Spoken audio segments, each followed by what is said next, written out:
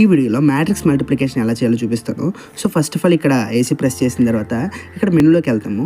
ఇలా మెనూలోకి వెళ్ళిన తర్వాత ఇక్కడ ఆప్షన్ 4 చూడండి. సో మ్యాట్రిక్స్ అంటే ఆప్షన్ 4 కనుక ప్రెస్ చేస్తే మనకి మ్యాట్రిక్స్ని డిఫైన్ చేయడానికి వెళ్తుంది. ఫస్ట్ ఏ మ్యాట్రిక్స్ని డిఫైన్ చేస్తున్నాను. సో 1 ప్రెస్ చేస్తున్నాను.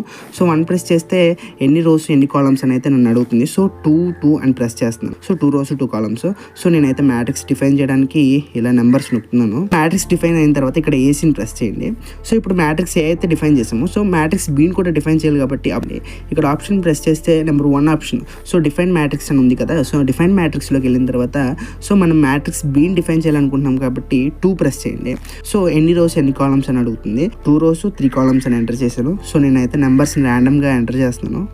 మ్యాట్రిక్స్ ఏం డిఫైన్ చేసుకున్నాము, మ్యాట్రిక్స్ బీని డిఫైన్ చేసుకున్నాము. సో ఈ రెండింటిని మల్టిప్లికేషన్ చేయడానికి ఆప్షన్స్ని ప్రెస్ చేసి ఇక్కడ మ్యాట్రిక్స్ ఏ ఉంది కదా. సో 3 అని ప్రెస్ చేసి ఇంటూ సో మళ్ళీ ఆప్షన్ ప్రెస్ చేసి సో మ్యాట్రిక్స్ బి అనేది ఆప్షన్లో ఉంది, 4th ఉంది కాబట్టి 4 బటన్ ప్రెస్ చేసి ఇక్కడ matrix A into matrix B వచ్చిన తర్వాత ఈక్వల్ టు ప్రెస్ చేయండి. సో మనకి రిజల్ట్ అయితే వస్తుంది. సో మ్యాట్రిక్స్ ఆన్సర్ వచ్చేసరికి ఇదనమాట. ఈ విధంగా మనం 2 మ్యాట్రిసెస్ మధ్య మల్టిప్లికేషన్ ఆపరేషన్ చేయొచ్చు అనమాట.